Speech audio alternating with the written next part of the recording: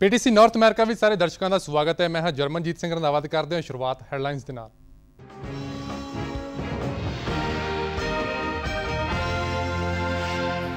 अमरीका के दक्षिणी फ्लोरिडा की एक जेल में डके 22 चों 20 पंजाबी रिहा। मियामी के गुरुद्वारा साहब के ग्रंथी ने भरिया बॉन्ड। सियासी शरण लिए हुए सन अमरीका में दाखिल। अमरीका की फैडरल अपील कोर्ट ने कांग्रेस प्रधान सोनिया गांधी खिलाफ फैसले को रखा राखवा। सिक्स फॉर जस्टिस ने 1984 के सिख विरोधी दंगिਆਂ दौरान मुलजमान की मदद करने का लाया इल्जाम। अमरीका के पश्चिमी इलाके के जंगलों में फैली अग से काबू पाने लिए ਵੱਖ-ਵੱਖ काउंटीज़ में फौज के जवानों को किया गया तैनात।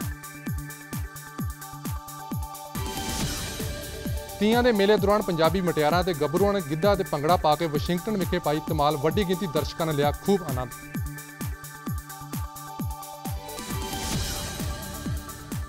मिसीसागा की मानसवी नोवेल बनी मिस इंडिया कनेडा 2015।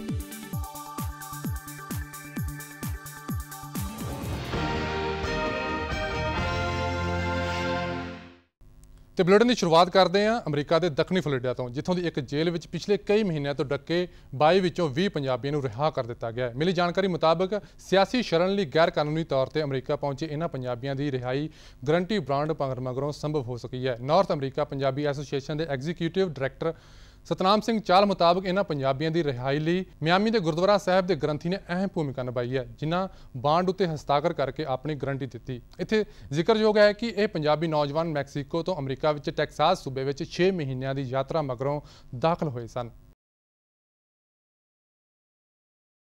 अमरीका की फैडरल अपील अदालत ने 1984 के सिख विरोधी दंगिਆਂ नाल संबंधित कांग्रेस प्रधान सोनिया गांधी खिलाफ फैसले को राखवा रख लिया। अमरीकी अदालत की 3 मैंबरी बेंच ने दलीलां सुनिया ते सुनवाई दौरान यह गल ते बहस करवाई गई कि सोनिया खिलाफ मुकदमे को जारी रखने को मंजूरी दे दी जाए या फिर मामले को खारिज करने की अमरीकी जिला अदालत के हुक्मां ते मोहर लगाई जाए। यह अपील सिक्स फॉर जस्टिस वालों दायर की गई सी।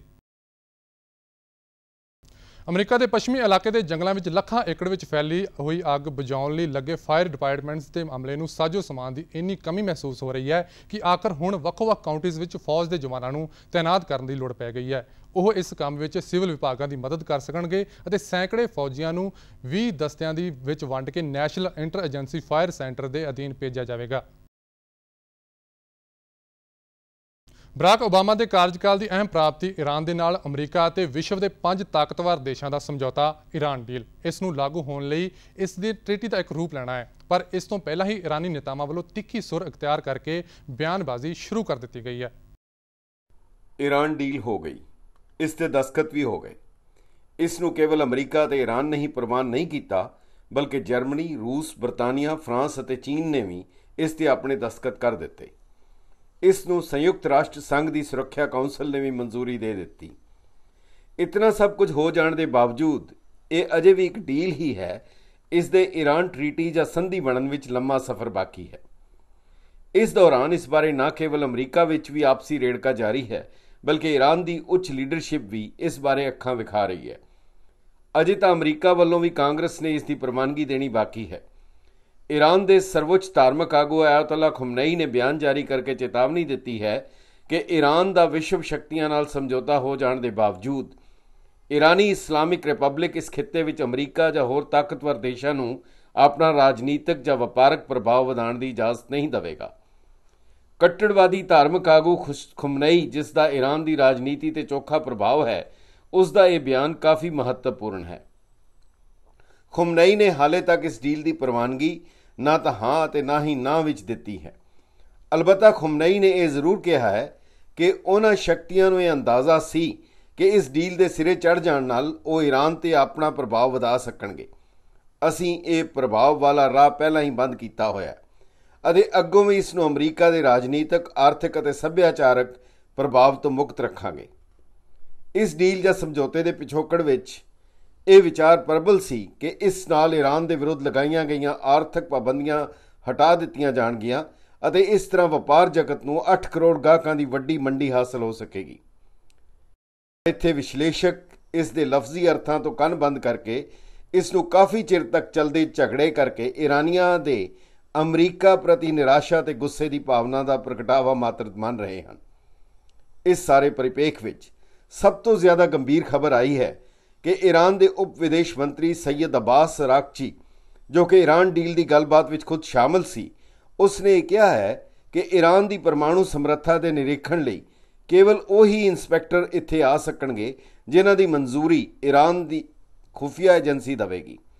ਇੱਕ ਪਾਸੇ ਓਬਾਮਾ ਵੱਲੋਂ ਪੂਰੀ ਸ਼ਿੱਦਤ ਨਾਲ ਇਸ ਡੀਲ ਨੂੰ ਟ੍ਰੀਟੀ ਵਿੱਚ ਬਦਲਣ ਦੀ ਕੋਸ਼ਿਸ਼ ਕੀਤੀ ਜਾ ਰਹੀ ਹੈ ਅਤੇ ਦੂਸਰੇ ਪਾਸੇ ਕਈ ਪਾਸਿਓਂ ਇਸ ਦੇ ਰਾਹ ਵਿੱਚ ਅੜਿੱਕੇ ਲਾਉਣ ਦਾ ਸਿਲਸਿਲਾ ਲਗਾਤਾਰ ਜਾਰੀ ਹੈ।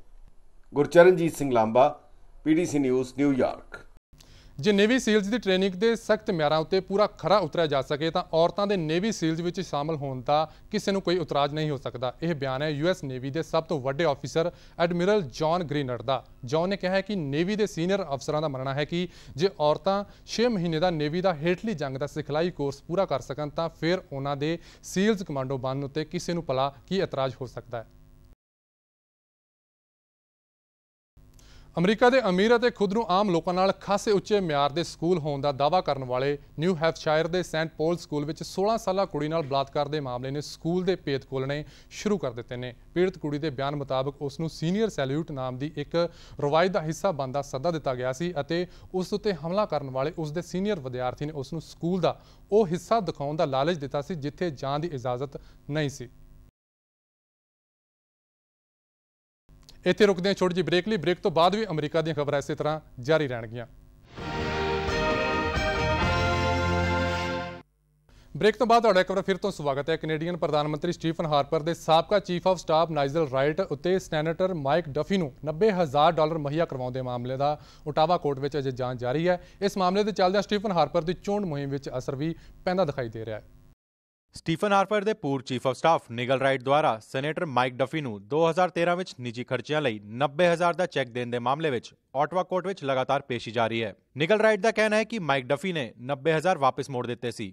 ਇਸ ਸਭ ਦੇ ਚਲਦਿਆਂ ਸਟੀਫਨ ਹਾਰਪਰ ਦੇ ਚੋਣ ਮੁਹਿੰਮ ਤੇ ਅਸਰ ਪੈਂਦਾ ਦਿਸ ਰਿਹਾ ਹੈ ਅਤੇ ਇਹ ਮੰਨਿਆ ਜਾ ਰਿਹਾ ਹੈ ਕਿ ਇਸ ਸਭ ਮਾਮਲੇ ਬਾਰੇ ਸਟੀਫਨ ਹਾਰਪਰ ਨੂੰ ਪਹਿਲਾਂ ਤੋਂ ਹੀ ਪਤਾ ਸੀ। ਮਿਲੀ ਖਬਰ ਦੇ ਮੁਤਾਬਕ ਨਿਗਲ ਰਾਈਟ ਅਤੇ ਮਾਈਕ ਡਫੀ ਵਿਚਕਾਰ ਹੋਈਆਂ ਈਮੇਲਸ ਦੀ ਜਾਣਕਾਰੀ ਸਟੀਫਨ ਹਾਰਪਰ ਨੂੰ ਵੀ ਸੀ, ਲੇਕਿਨ ਉਹਨਾਂ ਦਾ ਕਹਿਣਾ ਹੈ ਕਿ ਉਹ ਇਸ ਗੱਲ ਤੋਂ ਵਾਕਿਫ ਨਹੀਂ ਹਨ। ਇਸ ਵਿੱਚ ਕੋਈ ਸ਼ੱਕ ਨਹੀਂ ਕਿ ਇਸ ਮਾਮਲੇ ਦੇ ਚਲਦਿਆਂ ਸਟੀਫਨ ਹਾਰਪਰ ਦੀ ਸਰਕਾਰ ਤੇ ਸਵਾਲੀਆ ਨਿਸ਼ਾਨ ਖੜੇ ਹੋ ਰਹੇ ਨੇ ਅਤੇ ਫੈਡਰਲ ਚੋਣਾਂ ਦੇ ਨੇੜੇ ਹੋਣ ਦੇ ਕਾਰਨ ਵੀ ਕੰਜ਼ਰਵੇਟਿਵ ਸਰਕਾਰ ਤੇ ਦਬਾਅ ਪੈ ਰਿਹਾ ਹੈ। Bureau report, PTC news, Canada. ਪਿਛਲੇ ਕਾਫੀ ਲੰਮੇ ਸਮੇਂ ਤੋਂ ਬ੍ਰਿਟਿਸ਼ ਕੋਲੰਬੀਆ ਵਿੱਚ ਨਾਜਾਇਜ਼ ਡਰੱਗ ਵਰਤਣ ਕਾਰਨ ਕਈ ਮੌਤਾਂ ਦੀ ਖਬਰ ਸਾਹਮਣੇ ਆਈ ਸੀ। ਇਸ ਦੇ ਬਾਵਜੂਦ ਇਹਨਾਂ ਨਸ਼ੀਲੇ ਪਦਾਰਥਾਂ ਦਾ ਇਸਤੇਮਾਲ ਲਗਾਤਾਰ ਜਾਰੀ ਹੈ। ਗੌਰਤਲਬ ਹੈ ਕਿ ਜਿਨ੍ਹਾਂ ਲੋਕਾਂ ਦੀ ਇਹਨਾਂ ਨਸ਼ੀਲੇ ਪਦਾਰਥਾਂ ਦੇ ਸੇਵਨ ਕਾਰਨ ਮੌਤ ਹੋ ਗਈ ਸੀ, ਉਹਨਾਂ ਦੇ ਪੋਸਟਮਾਰਟਮ ਦੀ ਵਿੱਚ ਫਿੰਟਏਲੀਅਨ ਭਾਰੀ ਮਾਤਰਾ ਵਿੱਚ ਪਾਇਆ ਗਿਆ ਸੀ। ਪੇਸ਼ ਹੈ ਇਸ ਸੰਬੰਧੀ ਸਾਡੀ ਇਹ ਖਾਸ ਰਿਪੋਰਟ। ਕੈਨੇਡਾ ਦੇ ਕਈ ਇਲਾਕਿਆਂ ਵਿੱਚ ਇਸ ਸਾਲ ਨਾਜਾਇਜ਼ ਪਦਾਰਥਾਂ ਦਾ ਸੇਵਨ ਕਰਨ ਨਾਲ ਕਈ ਲੋਕਾਂ ਦੀ ਮੌਤ ਹੋ ਗਈ ਹੈ। Canadian centre on substance abuse ਦੇ ਇੱਕ ਰਿਪੋਰਟ ਦੇ ਮੁਤਾਬਕ ਫੈਂਟਾਨਿਲ, ਜੋ ਕਿ ਇੱਕ ਪੇਨ ਕਿਲਰ ਡਰੱਗ ਹੈ, ਦੇ ਓਵਰਡੋਜ਼ ਕਾਰਨ ਜਨਵਰੀ ਤੋਂ ਲੈ ਕੇ ਹੁਣ ਤੱਕ ਬ੍ਰਿਟਿਸ਼ ਕੋਲੰਬੀਆ ਵਿੱਚ 66 ਮੌਤ ਅਤੇ ਐਲਬਰਟਾ ਵਿੱਚ 145 ਮੌਤ ਹੋ ਚੁੱਕੀਆਂ ਹਨ। ਫੈਂਟਾਨਿਲ ਮੋਰਫਿਨ ਅਤੇ ਹੈਰੋਇਨ ਵਰਗੇ ਡਰੱਗਸ ਨਾਲੋਂ 100 ਗੁਣਾ ਤੇਜ਼ ਹੈ ਅਤੇ ਸਿਰਫ 2 ml ਫੈਂਟਾਨਿਲ ਵੀ ਜਾਨਲੇਵਾ ਸਾਬਿਤ ਹੋ ਸਕਦਾ ਹੈ। ਬੀਤੇ ਦਿਨੀ ਕੈਲਗਰੀ ਪੁਲਿਸ ਨੇ ਬ੍ਰਿਟਿਸ਼ ਕੋਲੰਬੀਆ ਦੇ ਪੂਰਵ MLA ਜੂਡੀ ਤੈਯਬ ਦੇ ਬੇਟੇ ਕਾਸਿਮੀਰ ਤੈਯਬ ਨੂੰ ਫੈਂਟਾਨਿਲ ਸਮਗਲ ਕਰਨ ਦੇ ਇਲਜ਼ਾਮ ਵਿੱਚ ਗ੍ਰਿਫਤਾਰ ਕੀਤਾ ਹੈ। ਜ਼ਿਕਰਯੋਗ ਇਹ ਵੀ ਹੈ ਕਿ 2014 ਵਿੱਚ ਵੀ ਬ੍ਰਿਟਿਸ਼ ਕੋਲੰਬੀਆ ਵਿੱਚ 3000 ਤੋਂ ਵੀ ਵੱਧ ਜ਼ਿਆਦਾ ਡਰੱਗ ਸੰਬੰਧਿਤ ਮੌਤ ਹੋਈਆਂ ਸਨ, ਜਿਨ੍ਹਾਂ ਵਿੱਚ 60 ਤੋਂ ਵੱਧ ਮੌਤ ਫੈਂਟਾਨਿਲ ਦੇ ਕਾਰਨ ਹੋਈਆਂ ਸਨ। ਇਸ ਤੋਂ ਇਲਾਵਾ ਐਲਬਰਟਾ ਵਿੱਚ 120 ਅਤੇ ਸੈਸਕੈਚੁਅਨ ਵਿੱਚ 10 ਫੈਂਟਾਨਿਲ ਸੰਬੰਧਿਤ ਮੌਤ ਹੋਈਆਂ ਸਨ। ਟੋਰਾਂਟੋ ਪੁਲਿਸ ਇੰਸਪੈਕਟਰ ਹੋਵੀ ਪੇਜ ਨੇ ਵੀ ਫੈਂਟਾਨਿਲ ਨਾਲ ਹੋ ਰਹੇ ਨੁਕਸਾਨ ਬਾਰੇ ਦੱਸਿਆ। When fentanyl is prescribed, patients will wear a transdermal patch, enabling the release of medication slowly over a number of days. Abusers of this drug will tamper with the patches, exposing themselves to amounts of fentanyl that are potentially lethal.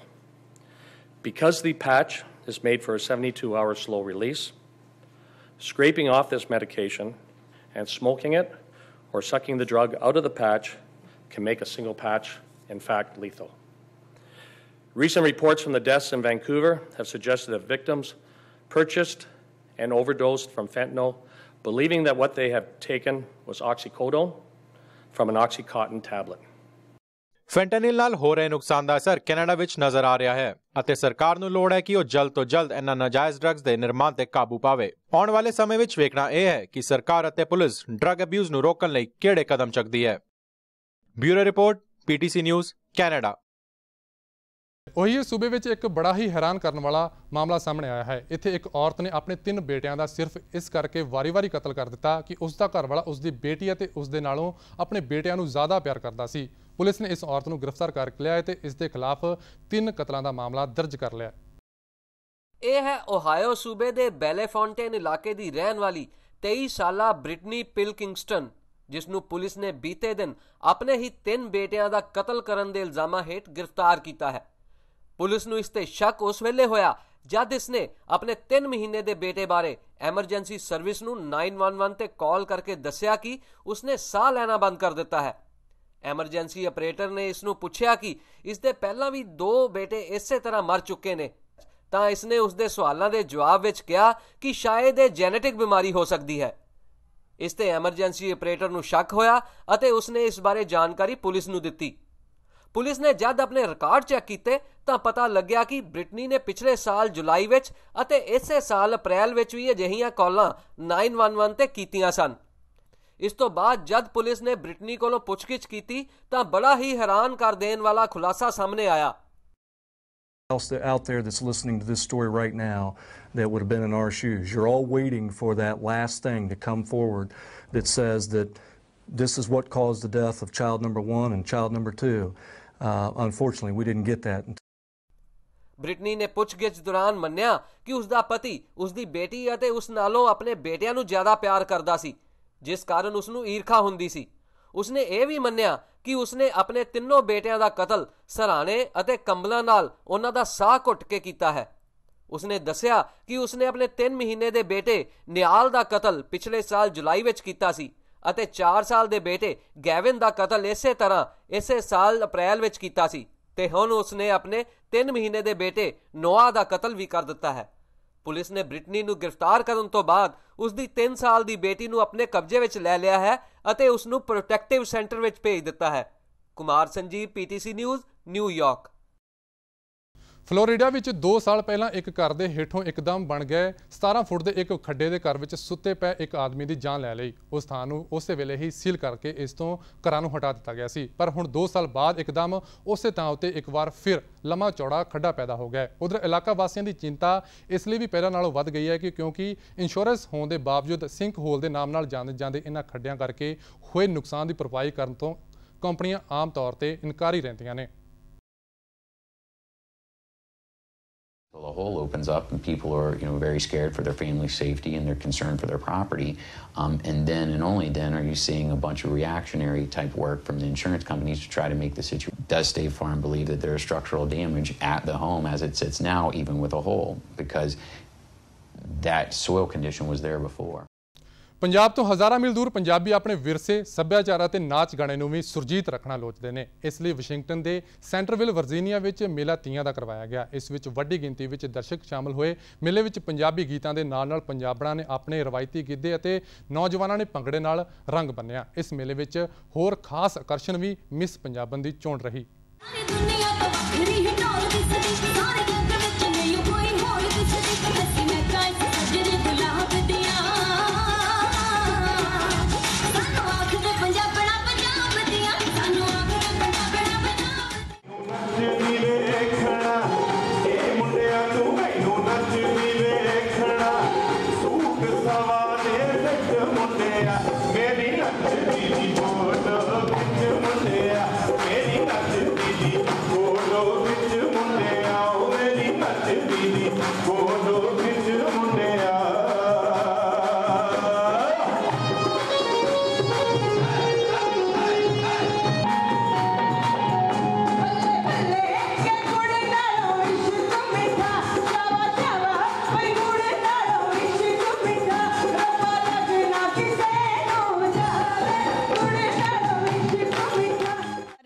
ਚਾਹੂੰਗੀ ਕਿ ਤੀਆਂ ਦਾ ਮੇਲਾ ਮਤਲਬ ਧੀਆਂ ਦਾ ਮੇਲਾ ਤੇ ਸਾਨੂੰ ਭਰੂਣ ਹੱਤਿਆ ਨਹੀਂ ਕਰਨੀ ਚਾਹੀਦੀ। ਸਾਨੂੰ ਆਪਣੀ ਧੀਆਂ ਨੂੰ ਦੁਨੀਆ ਦੇਖਣ ਦਾ ਪੂਰਾ ਹੱਕ ਦੇਣਾ ਚਾਹੀਦਾ। ਇਹ ਨਹੀਂ ਸੋਚਣਾ ਚਾਹੀਦਾ ਕਿ ਯਾਰ ਧੀ ਹੈ ਤੇ ਰਹਿਣ ਦਈਏ, ਇਹ ਚੰਗੀ ਗੱਲ ਨਹੀਂ ਸਾਡੇ ਲਈ। ਸਾਨੂੰ ਧੀਆਂ ਨੂੰ ਦੁਨੀਆ ਦੇਖਣ ਦਾ ਮੌਕਾ ਦੇਣਾ ਚਾਹੀਦਾ ਔਰ ਉਹਨਾਂ ਨੂੰ ਹੌਸਲਾ ਦੇਣਾ ਚਾਹੀਦਾ ਕਿ ਅੱਗੇ ਵਧੋ, ਪੁਸ਼ ਅਪ ਕਰਨਾ ਚਾਹੀਦਾ, ਕਿਉਂਕਿ ਅਸੀਂ ਵੀ ਤਾਂ ਕਿਸੇ ਦੀਆਂ ਧੀਆਂ ਹੀ, ਅਸੀਂ ਮਾਪਿਆਂ ਦਾ ਨਾਮ ਰੋਸ਼ਨ ਕਰ ਰਹੇ ਹਾਂ। ਰਲ ਮਿਲ ਕੇ ਸਾਰਿਆਂ ਨੂੰ ਸਾਥ ਦੇਣਾ ਚਾਹੀਦਾ ਆਪਣੀ ਨਵੀਂ ਜਨਰੇਸ਼ਨ ਦਾ, ਕਿ ਜਿਹੜਾ ਇਹ ਧੀਆਂ ਦੇ ਤੀਆਂ ਦੇ ਮੇਲੇ ਲੱਗਦੇ ਨੇ ਜਾਂ ਹੋਰ ਪੰਜਾਬੀ ਸੱਭਿਆਚਾਰ ਨਾਲ ਜਿਹੜੇ ਰਿਲੇਟਡ ਚੀਜ਼ਾਂ ਨੇ ਉਹਨਾਂ ਨੂੰ ਸਾਨੂੰ ਪ੍ਰਫੁੱਲਤ ਕਰਨਾ ਚਾਹੀਦਾ ਔਰ ਸਾਨੂੰ ਰਲ ਕੇ ਸਾਰਿਆਂ ਨੂੰ ਇੱਕ ਦੂਜੇ ਦਾ ਸਾਥ ਦੇਣਾ ਚਾਹੀਦਾ। ਮੇਲਾ ਤੀਆਂ ਤੀਜ ਦਾ ਜਿਹੜਾ ਕਿ ਵਰਜੀਨੀਆ ਵਿੱਚ ਕੀਤਾ ਗਿਆ, ਇਹ ਚੌਥਾ ਸਾਲਾਨਾ ਮੇਲਾ ਸੀਗਾ। ਜਿਵੇਂ ਕਿ ਪੰਜਾਬ 'ਚ ਇਹ ਮੇਲੇ ਇੰਡੀਆ 'ਚ ਵੀ ਖਤਮ ਹੁੰਦੇ ਜਾ ਰਹੇ ਨੇ, ਇਹ ਫੀਮੇਲ ਪਰਪਸ ਵਾਸਤੇ ਮੇਲਾ ਕੀਤਾ ਜਾਂਦਾ ਸੀ।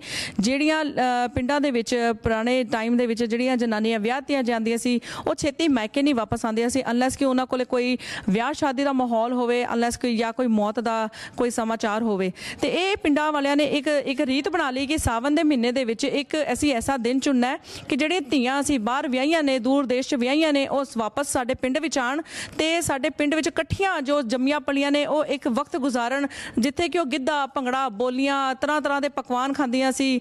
ਤੇ ਇਹ ਇਸ ਤਰੀਕੇ ਨਾਲ ਇਹ ਇਵੈਂਟ ਮਨਾਇਆ ਜਾਂਦਾ ਸੀ, ਜਿਹੜਾ ਕਿ ਅੱਜ ਕੱਲ੍ਹ ਪੰਜਾਬ 'ਚ ਵੀ ਖਤਮ ਹੋ ਰਿਹਾ ਹੈ। ਸਾਡੀ ਸਾਰਿਆਂ ਨੂੰ ਰਲ ਮਿਲ ਕੇ ਕੋਸ਼ਿਸ਼ ਇਹੀ ਹੈ ਕਿ ਇਹਨੂੰ ਅਸੀਂ ਵੱਧ ਚੜ੍ਹ ਕੇ ਕਲਚਰ ਪ੍ਰੋਗਰਾਮਸ ਨੂੰ ਅੱਗੇ ਵਧਾ ਕੇ ਅੱਗੇ ਲੈ ਕੇ ਜਾਈਏ। ਪੰਜਾਬੀ ਸੂਫੀ ਗਾਇਕ ਕੰਵਰ ਗਰੇਵਾਲ ਵੱਲੋਂ ਅਮਰੀਕਾ ਵਿੱਚ ਅਕਤੂਬਰ ਮਹੀਨੇ ਵਿੱਚ ਲਗਾਤਾਰ ਸ਼ੋਅ ਕੀਤੇ ਜਾ ਰਹੇ ਨੇ। ਇਸ ਗੱਲ ਦਾ ਖੁਲਾਸਾ ਬੀਤੇ ਦਿਨ ਨਿਊਯਾਰਕ ਵਿੱਚ ਇੱਕ ਪ੍ਰੈਸ ਕਾਨਫਰੰਸ ਦੌਰਾਨ ਕੀਤਾ ਗਿਆ। ਇਸ ਪ੍ਰੈਸ ਕਾਨਫਰੰਸ ਵਿੱਚ ਕੰਵਰ ਗਰੇਵਾਲ ਤੋਂ ਇਲਾਵਾ ਉਹਨਾਂ ਦੇ ਪ੍ਰਮੋਟਰਸ ਅਤੇ ਹੋਰ ਪਤਵੰਤੇ ਵੀ ਸ਼ਾਮਲ ਹੋਏ ਸਨ। ਮਸਤ ਬਣਾ ਦੇਣਗੇ ਬੀਬਾ, ਨੱਚਣ ਲਾ ਦੇਣਗੇ ਬੀਬਾ, ਨਾ ਜਾਈ ਮਸਤਾਂ ਦੇ ਵੇੜੇ, ਮਸਤ ਬਣਾ ਦੇਣਗੇ ਬੀਬਾ, ਨਾ ਜਾਈ ਮਸਤਾਂ ਦੇ ਵੇੜੇ, ਮਸਤ ਬਣਾ ਦੇਣਗੇ ਬੀਬਾ। ਸਤਿ ਸ਼੍ਰੀ ਅਕਾਲ ਦੋਸਤੋ, ਮੈਂ ਤੁਹਾਡਾ ਆਪਣਾ ਕੰਵਰ ਗਰੇਵਾਲ ਔਰ PTC ਚੈਨਲ ਵੇਖਦੇ ਸਾਰੇ ਪੰਜਾਬੀਆਂ ਨੂੰ ਕਿ ਸਾਰੇ ਗੋਰਿਆਂ ਨੂੰ ਵੀ ਮੇਰੇ ਵੱਲੋਂ ਬਹੁਤ ਬਹੁਤ ਮਾਣ ਔਰ ਸਤਿਕਾਰ। ਔਰ ਅੱਜ ਬੜੀ ਖੁਸ਼ੀ ਨਾਲ ਕਹਿ ਰਿਹਾ ਕਿ ਅੱਜ ਨਿਊਯਾਰਕ ਪਹੁੰਚ ਗਏ ਹਾਂ ਉਸ ਮਾਲਕ ਦੀ ਕਿਰਪਾ ਦੇ ਨਾਲ, ਔਰ ਮਾਲਕ ਮਿਹਰ ਕਰੇ ਤਾਂ ਆਉਣ ਵਾਲੇ ਸ਼ੋਆਂ ਦੇ ਵਿੱਚ ਆਪਾਂ ਸਾਰੇ ਦਰਸ਼ਨ ਦੀਦਾਰ ਕਰਾਂਗੇ, ਇੱਕ ਦੂਜੇ ਦੇ ਮਹਿਫਲਾਂ ਲਾਵਾਂਗੇ ਔਰ ਉਸ ਗੁਰੂ ਦੀ ਗੱਲ ਕਰਾਂਗੇ। ਸੂਫੀ ਗਾਇਕੀ ਨਾਲ ਪਿਆਰ ਕਰਨ ਵਾਲੇ ਸਰੋਤਿਆਂ ਦੇ ਰੂਬਰੂ ਹੋਣ ਵਾਸਤੇ ਅਮਰੀਕਾ ਪੁੱਜੇ ਪੰਜਾਬੀ ਸੂਫੀ ਗਾਇਕ ਕੰਵਰ ਗਰੇਵਾਲ ਨੇ ਨਿਊਯਾਰਕ ਦੇ ਹਿਕਸਵਿਲ ਇਲਾਕੇ ਵਿੱਚ ਪੱਤਰਕਾਰਾਂ ਨਾਲ ਗੱਲਬਾਤ ਕੀਤੀ। ਇੱਥੇ ਦੱਸਿਆ ਗਿਆ ਕਿ ਅਮਰੀਕਾ ਦੇ ਵੱਖ-ਵੱਖ ਸੂਬਿਆਂ ਵਿੱਚ ਅਕਤੂਬਰ ਦੇ ਆਖਿਰ ਤੱਕ ਇਹਨਾਂ ਦੇ ਸ਼ੋਅ ਕਰਵਾਏ ਜਾ ਰਹੇ ਨੇ।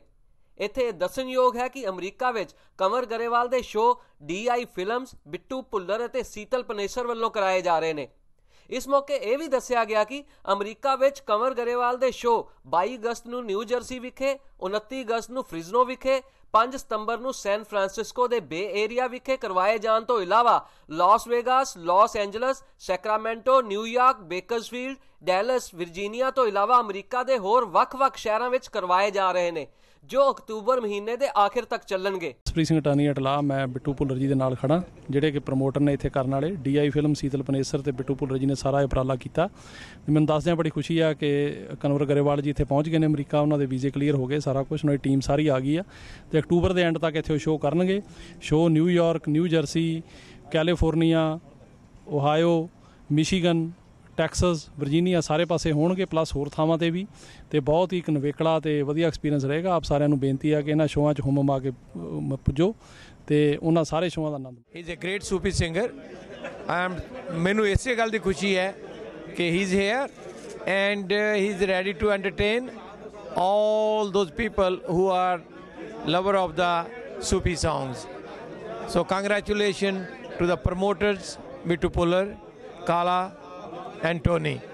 I'm just happy to be their friend. ਤੱਕਿਆ ਮੈਂ ਬਾਬਰ ਦੇ ਦਰਬਾਰ, ਇੱਕ ਮਸਤਾਨਾ ਜੋਗੀ, ਬਾਬਰ ਦੇ ਜੇਲ ਖਾਨੇ ਪੀਸਣ ਨੂੰ ਮਿਲਦੇ ਦਾਣੇ, ਬਾਬਰ ਦੇ ਜੇਲ ਖਾਨੇ ਪੀਸਣ ਨੂੰ ਮਿਲਦੇ ਦਾਣੇ, ਚੱਕੀ ਤਾਂ ਬੋਲੇ ਸਤ ਕਰਤਾਰ, ਇੱਕ ਮਸਤਾਨਾ ਜੋਗੀ।